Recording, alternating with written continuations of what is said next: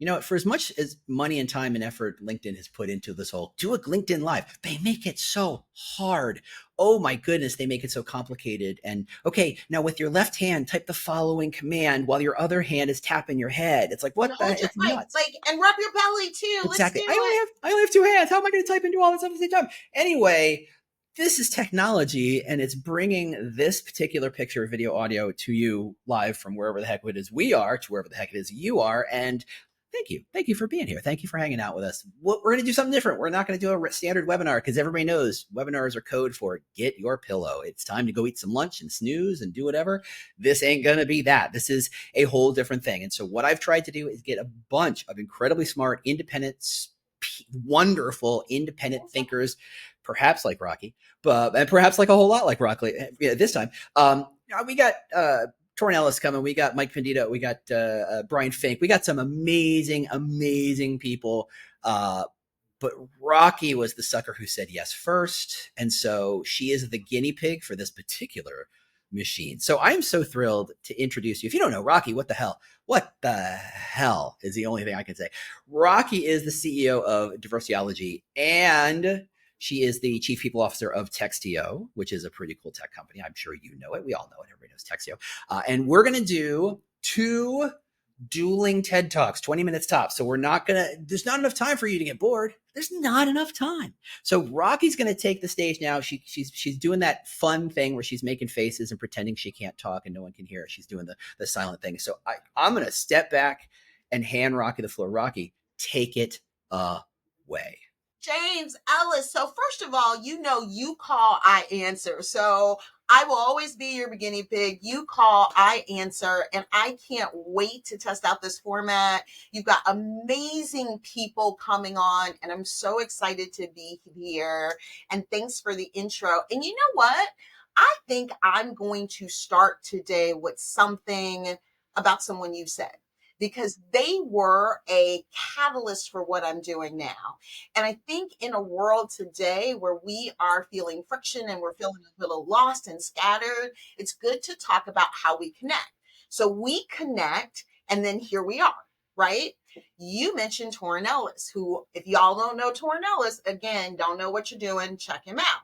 All right. So Torrin and I have a brother and sister in crime conversation weekly. We want to make sure that and I'm just making sure that you guys can see me, because I can't see me, but I'm assuming that you can see me. So Torrin and I have this ongoing conversation on Fridays, and it really is about lifting each other up, and it's about supporting, and it's about learning from each other, and it is about all of the things, right? And so Torrin and I were talking one Friday, and Torrin, in the way that only Torrin Ellis can do, called me in and called me out.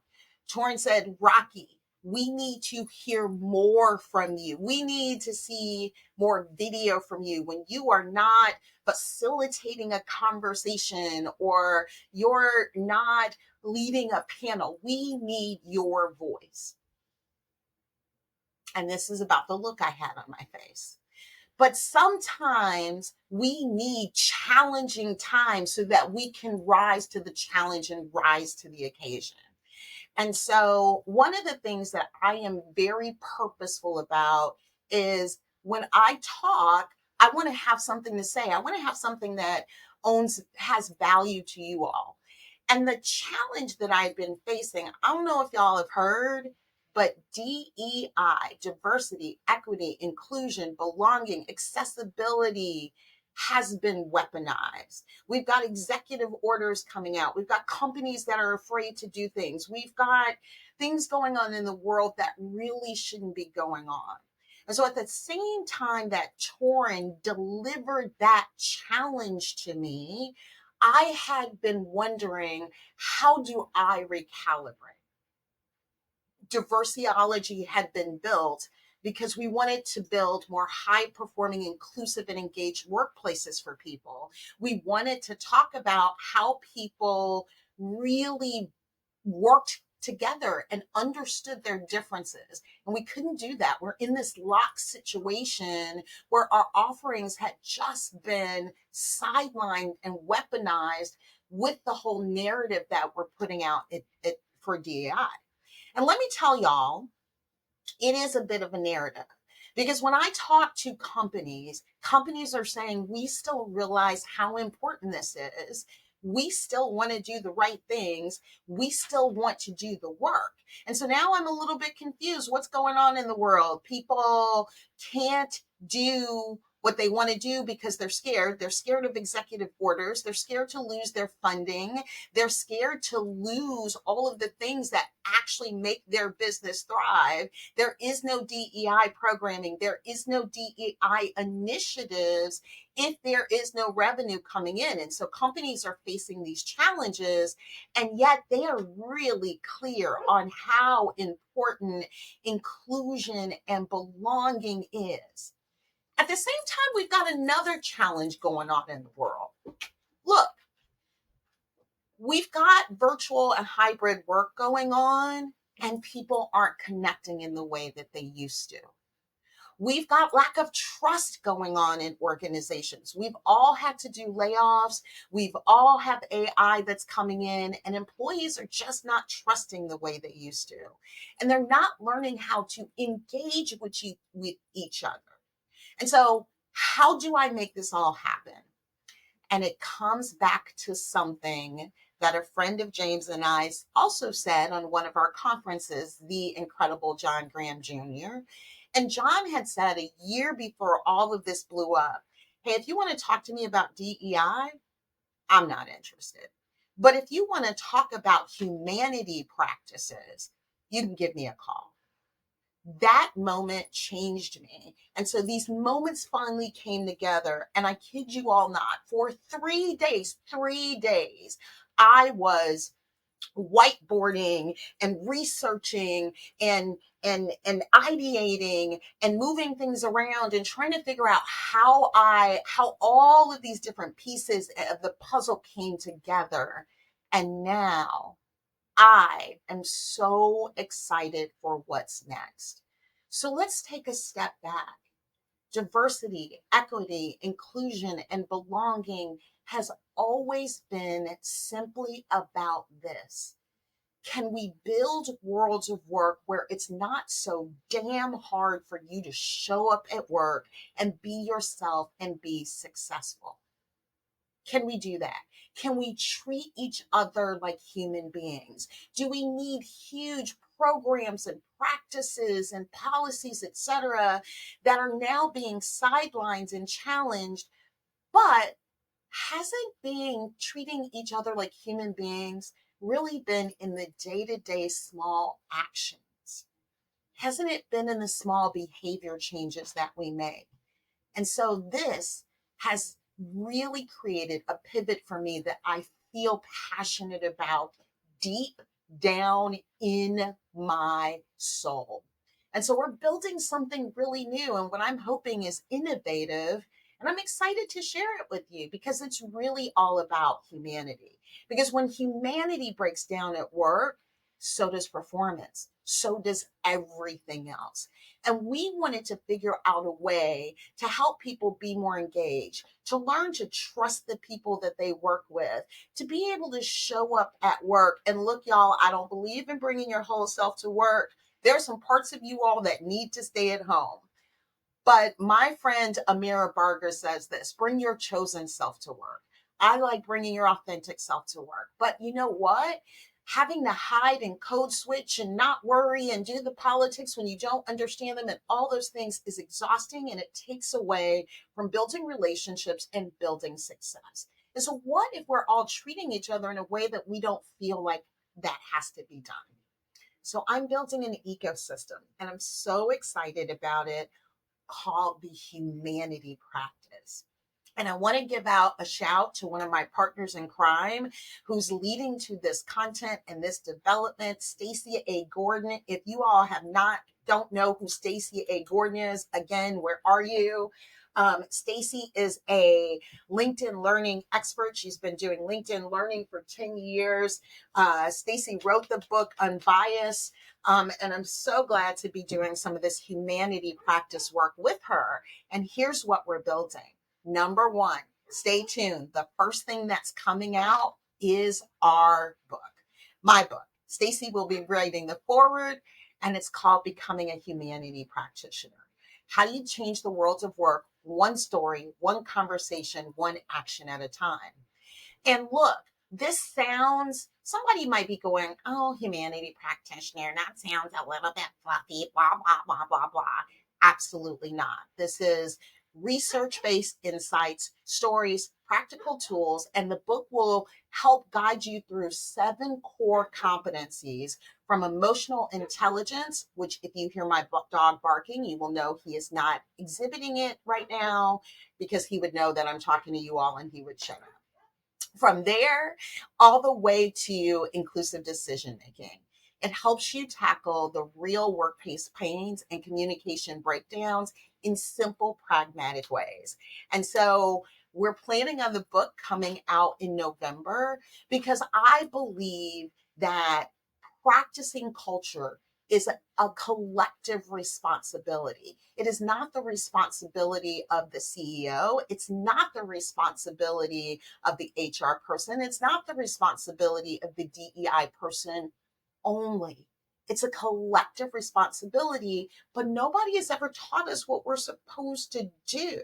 Have you all had that experience? You come from an ERG meeting, you come from a speech, and you come back to your desk and you just don't know what to do to make this culture better. Where we're going to teach you and we're going to tell you and we're going to help you build the practices to be able to do that. And if you want to take it a step further, in Q1 of next year, we're going to be launching humanity practice certifications. And again, you can read the book, but this will take you deeper into training. You're going to earn credible structured credential that proves real impact and relieves the pressure of trying to do it all alone and figure out how you take this book content and bring it into everyday action.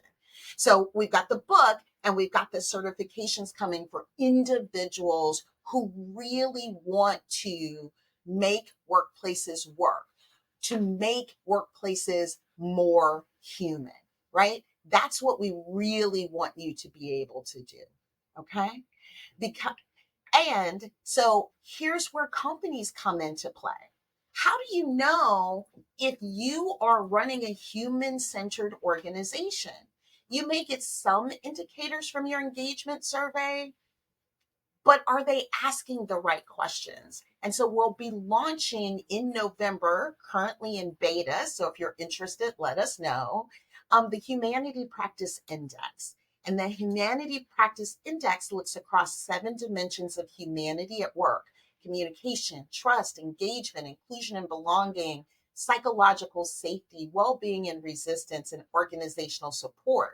Because these are the things that are going to change our cultures. These are the things that are going to change the way we interact with people. And so you're going to get a pretty detailed report.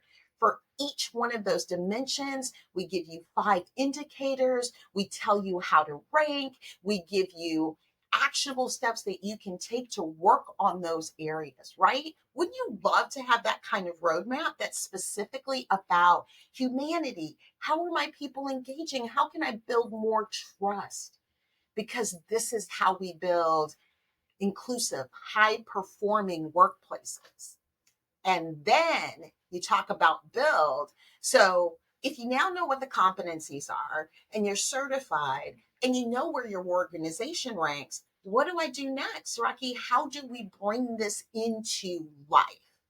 Well, we're building a platform for you. And the Humanity Practice platform is going to be a behavior-based cultural platform that turns everyday small actions into measurable results. We have employees engaged with short, accessible practices that fit naturally into the flow of the work. Isn't that what you want? You want to give people small actions that they can take to really change the world of work. Because I've always believed that we change our world one story, one conversation, one action at a time. But are you helping your employees to be able to do that? You probably don't have your time to do it yourself. So we're going to help you.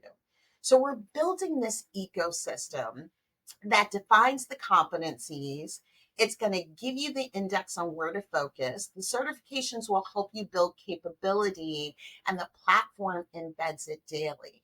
Because this is the kind of systemic thinking and systemic actions we need to take to not be able to be more diverse and equitable and inclusive. And yes, be more diverse and equitable and inclusive, but we can't get to those things unless we're addressing the other core cultural issues we have.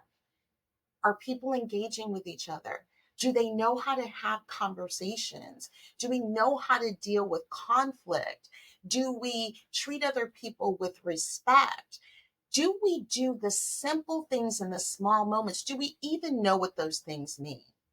And so look, I've got a really simple way. We'll drop a link here in the comments. Uh, Follow me on LinkedIn. We have the Humanity Practice Weekly out. Follow our newsletter. You're going to get 3 humanity practices a week. We're going to give you some free resources, and we're going to keep you posted on what's coming next. So you can subscribe to our newsletter. You want to join the more than 2,000 people who are already there. You don't want to be behind the curve. So make sure that you subscribe.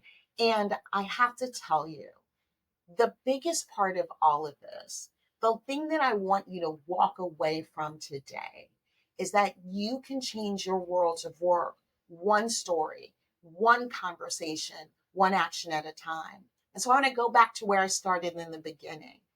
James has an idea because he talked to another friend of ours, and then he has this idea, and he comes here and he builds this. And you see how a conversation and a story changes things. Torrent, John Graham told stories. They had conversations, and now we've had actions. Please don't get lost. Building your culture is more important than ever. Being inclusive is more important than ever, and we are here to help you do it.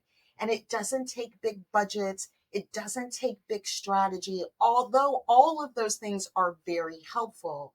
But you can do it in a way that's practical and pragmatic and engages and harnesses the power of all of us collectively. I can't follow that.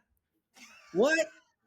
I did not. That's not what I signed up for. No, I said Rocky will be fine. Rocky won't bring fire. She won't drop it from on high and then leave me the bat holding the bag, going, what now? What is up with this? What have I signed myself up for? And I'm going to do this for months. This is crazy. Look, I was smart. I got to go before James because I don't want to follow James because he is going to say, and by the way, you all, I have to say this, if you are not getting James's newsletter, you've got to get it and you've got to read it. It's one of the few that I read every week. You've got to do it. And so dude, that was the secret here. I look better because I didn't have to follow you. It's like the Who and Jimi Hendrix fighting at Monterey. No, I'm not following you. No, I'm not following you. What the heck? No. Yeah. Okay. This is me being nice and say, oh, of course I'll let Rocky go first. Rocky's my guest. Why wouldn't I do that? That was dumb, is what that was. Look, I'm gonna piggyback on something you had to say, Rocky. And this is and hang out, don't hang out. I don't care. It doesn't matter. I think the thing that we need to embrace is this idea that companies, the people who pay us money and keep our roofs overhead and all that other stuff, that capitalism, hashtag, whatever you want, companies are made of people. More to the point, all value that a company provides comes from, wait for it, humans, people, the people, right? The ideas, the development, the creation, the testing, the servicing, the selling, the marketing, the heck, billing for shit, right? It's people who bill for stuff. That's how people get paid.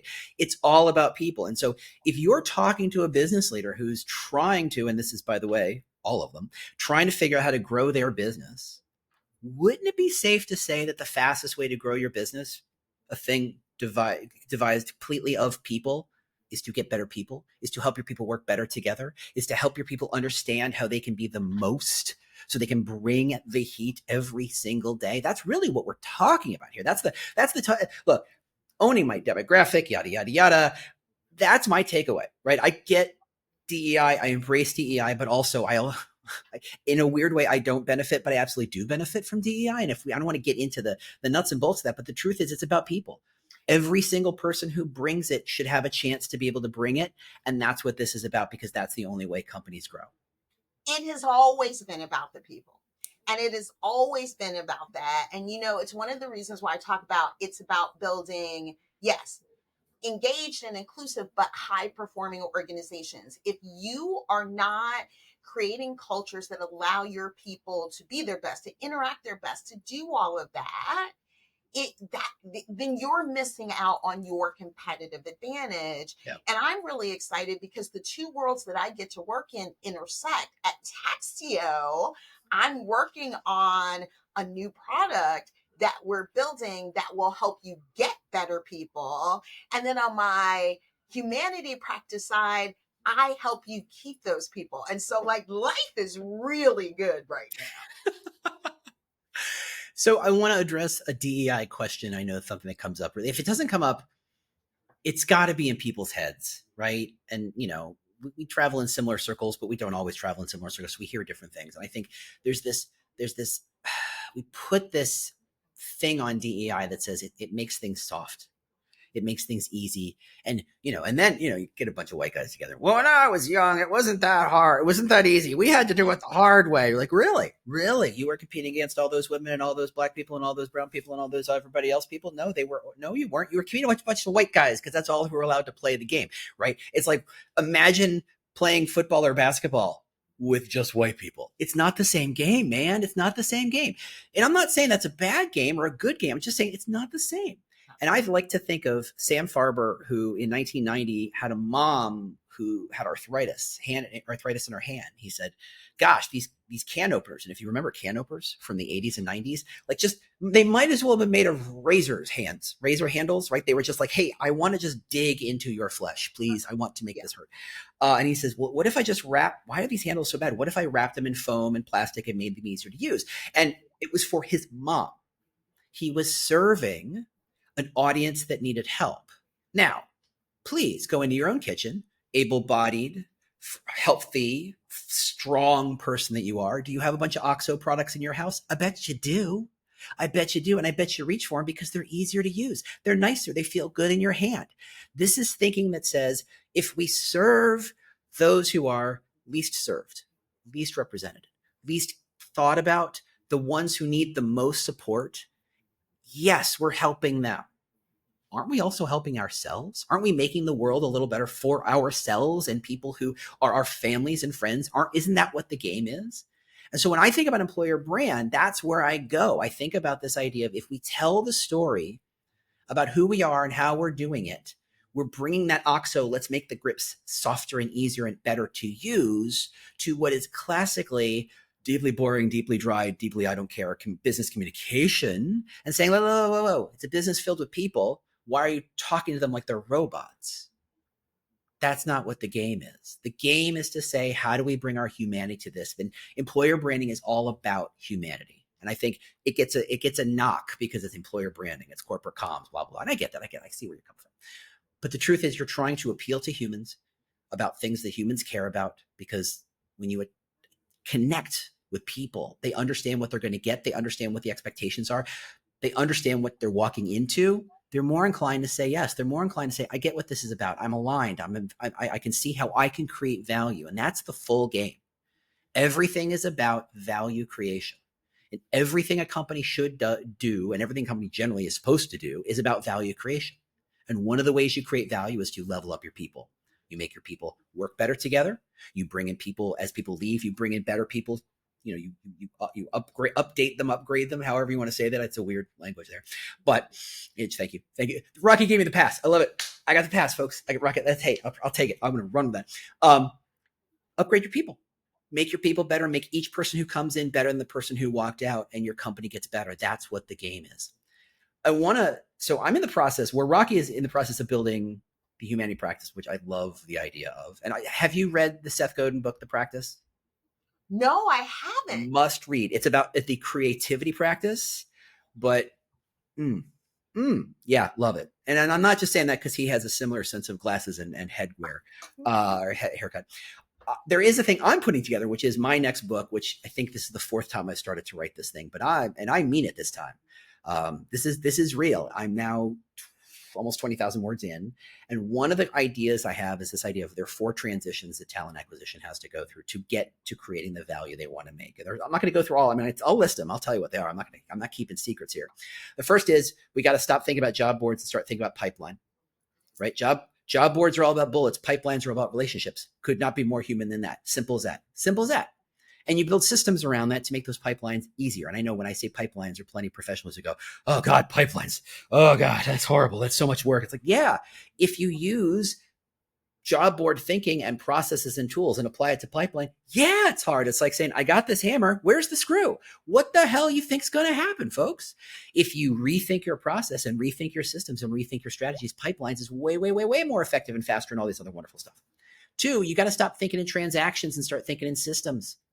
The number of recruiters I bump into who act like they close that requisition, they go, whew, like it's the last thing they had to do before they walked out the door. I'm like, you have 30 other requisitions, mon frere. What the heck? It's an everyday thing. You should be closing every day. Don't act like this is the end of a thing. This is part of a larger thing. We got to think in terms of systems. 3, and this is appealing directly to my recruiter friends, stop being an order taker and be a consultant. Yes, there are ways to make that happen. No, you can't just hope your way into that. But to me, the big big transformation, especially amongst leaders, is that idea of seeing the function not as a cost center, but as a value driver. And this is where we got to live. Because when you think about this recruiting as a cost center, you are sapping, you are sucking, you are destroying the humanity of all the people you're hiring, all the people who are putting their personal information and their hopes and dreams into a tiny little 2-page resume and stick it in your ATS, God help them all, and saying, no, we're going to treat you like bots. We're going to treat you like machines. We're going to treat you like bullets. No. But if you understand that your business is run and driven and grows on people, on humanity, on how people are and how they feel when they walk in the door, you understand that it's about you are going to drive value to the company by treating them more like people, by hiring the best people, by understanding what your hiring managers really want, who's going to fit really, really well, who's going to bring a lot of value, who's going to add value, who is going to grow this company. And those are the big 4 transformations that I think talent acquisition as an entire industry will be grappling with for the next 5 years. And you can't do them in isolation. You can't say it's not this isn't talent acquisition anonymous. This is not the 4 steps, right? You can't just admit failures and the defeat in the face of a higher power and say, and the higher power being the hiring managers, which is bullshit. You are a peer, by the way. Separate conversation. This is about understanding how to embrace those 4 transformations at the same time because you get there together. So I don't have a big presentation. I just wanted to kind of make sure I kind of took the fire Rocky brought and kind of said, here's how I see it. Same idea from a different angle. This is so valuable. This is so useful. This is where we're all going anyway. Why don't we just embrace this thing and stop? Here's the deal. I'm going to leave it with this. Recruiters feel so put upon every single day. I see ya. They feel put upon every single day because like a frog in a pot of water whose hot fire just gets hotter and hotter and they're boiling and they don't realize it. You have slowly been pushed into a box and asked to treat yourself like a robot.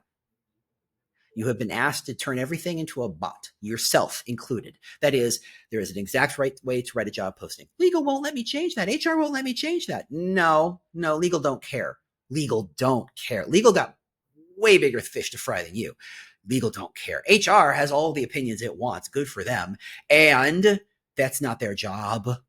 Their job is not to attract the right people. Their job is to other stuff. Separate conversation. I'm so glad to have an HR person in the room here. Make sure I don't say too much. Oh, hey. I know. Danger, Will Robinson. Do not touch that. It's about understanding you've been put in a box. You've been told to treat job postings like a robot. You've been told the ATS is driving. The ATSs are, hell, for most companies, a choice of ATS might as well be their entire talent strategy. End of subject, end of conversation. And that is sad. Sad. Your strategy is about how do we attract the right people, not how do we process them like, meat in a packing plant, right? For sure. It's about effectiveness, not efficiency, but we've been told be more efficient because we're just little robots. And I'm here to say, no.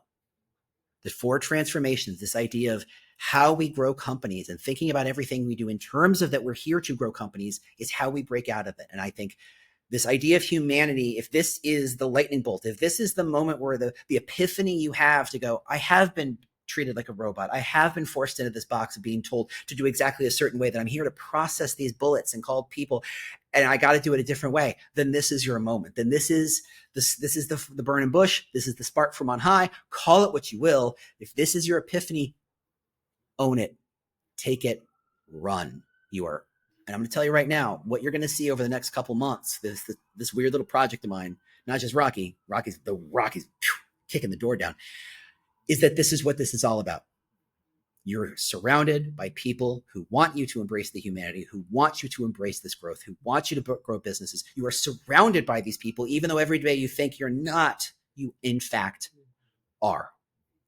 So with that, Rocky, thanks so much for being here. Thanks so much for doing this weird little LinkedIn dance with me. God, I hope it worked. I know we recorded it. Dance. Yeah.